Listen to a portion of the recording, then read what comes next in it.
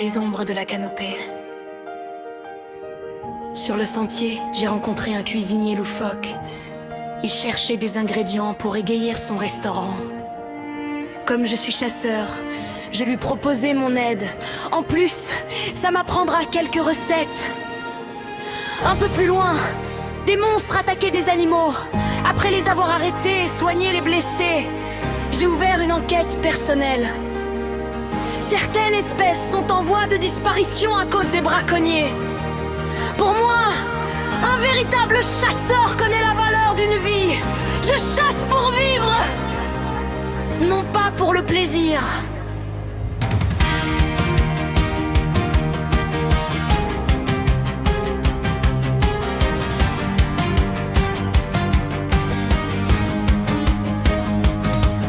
Je m'enfonce sous la forêt d'Astrub, là où les branches se croisent comme les fûts d'une immense toile invisible. Autrefois j'ai souffert de toiles similaires.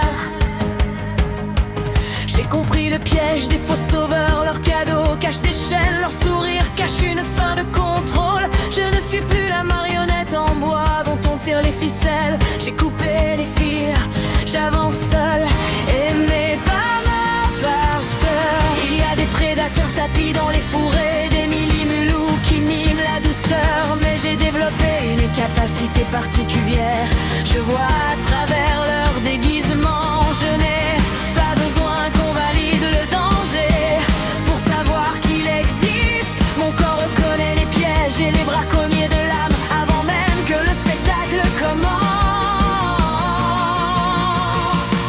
Je suis libre de ces toiles aujourd'hui.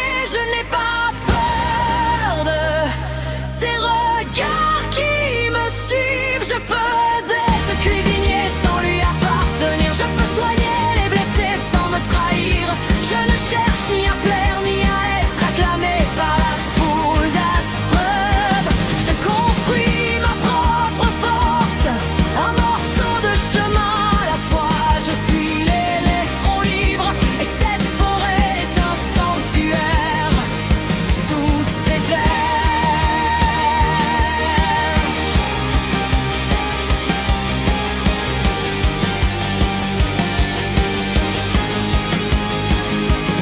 Plus je m'enfonce dans le bois, plus le souvenir d'un vide ancien, une caverne de montagne refait surface. Mais ce silence n'est plus l'abandon, ce n'est plus l'attente d'une personne absente en décembre qui ne viendra jamais. C'est ma forteresse de sécurité. Ce vide est aujourd'hui l'espace où je peux enfin respirer sans que personne ne me surveille ou ne me demande des comptes. Soudain, une arachnée majeure s'avance. Avant, l'ego me criait de foncer pour prouver ma force. Mais j'ai appris ma plus belle leçon.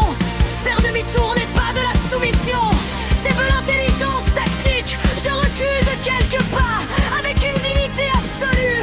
Pas maintenant, je reviendrai quand j'aurai mes bottes. Je contourne le monstre et je continue ma route. Je sais ce que je vaux. Vous pouviez dire que les Caflip étaient lâches ou qu'ils fuyaient face aux obstacles. Mais je connais ma valeur, je connais mes limites et cette fois je les écoute. Ma force n'est pas d'accepter toutes les violences du monde. Ma force, c'est ma liberté. Je suis libre de vos toiles aujourd'hui. Je n'ai pas peur de ces regards qui me suivent. Je peux aider ce cuisinier sans lui appartenir. Je peux soigner les blessés sans me trahir. Je ne cherche ni à plaire ni à être acclamé par la foule d'Astrub. Je construis ma propre force, un morceau de chemin à la fois. Je suis l'électron libre et cette forêt est un sanctuaire sous ses airs.